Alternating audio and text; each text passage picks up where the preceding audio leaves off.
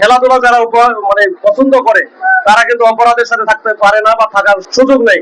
চট্টগ্রামের রাউজান উপজেলার নোয়াপাড়া উচ্চ বিদ্যালয়ের মাঠত অনুষ্ঠিত এই আন্তঃরাউজান এমপি গোল্ড কাপ ফুটবল টুর্নামেন্টর উদ্বোধনী অনুষ্ঠান ও উদ্বোধনী ম্যাচ গত বুধবার বিকেলে এই আয়োজন অনুষ্ঠিত হয়।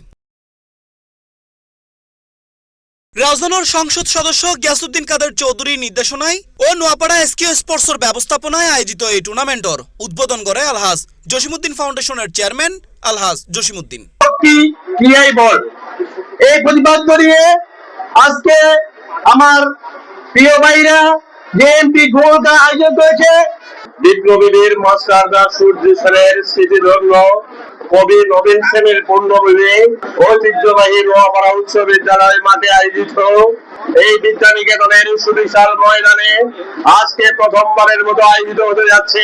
অনুষ্ঠানে প্রধান অতিথি হিসেবে উপস্থিত আছেন চট্টগ্রাম জেলা পুলিশ সুপার মাসুদ আলম। প্রধান অতিথির বক্তব্যে এ সময় পুলিশ সুপার হয়, তো আমরা মনে করি আপনারা যেহেতু আছেন মাত্র গুটি কয়েক যদি কিছু লোকজন থাকে যারা এই অঞ্চলটাকে বা এই এলাকাটাকে অপরাধ প্রবণ এলাকা হিসাবে বা অভয়ারণ্য হিসাবে গড়ে তুলতে চাই বা একেবারে একটা ভীতিকর একটা পরিবেশ তৈরি করতে চাই, তারা কিন্তু পারবে না। আমরা সবার সহযোগিতায় এখানকার যে সাধারণ মানুষ, এই সাধারণ মানুষ এবং সবার সহযোগিতায় আমরা কিন্তু তাদের প্রতিরোধ করব, প্রতিহত করব।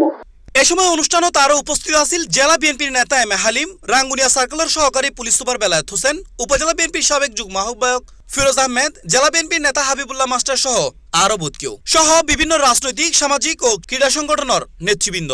উদ্বোধনী ম্যাচে কদলপুর ইউনিয়ন ফুটবল একাদশ দুর্দান্ত নৈপুণ্য প্রদর্শন করে বিনাজুরি ইউনিয়ন ফুটবল একাদশরে ৩-০ গোলে পরাজিত করে। যেটা প্রথমার্ধে ৩ গোল করে জয় নিশ্চিত করে কদলপুর। দ্বিতীয়ার্ধে উভয় দলের আক্রমণ পাল্টা আক্রমণে ম্যাচ জমি উঠিলেও আর হন গোল নয়। বিপুল দর্শকের উপস্থিতিতে পরে উৎসবমুখর পরিবেশে সম্পন্ন হয় উদ্বোধনী ম্যাচ এবং ৩ গোলে জয়লাভ করিয়ে মাঠ ছাড়ে কদলপুর ইউনিয়ন ফুটবল একাদশ।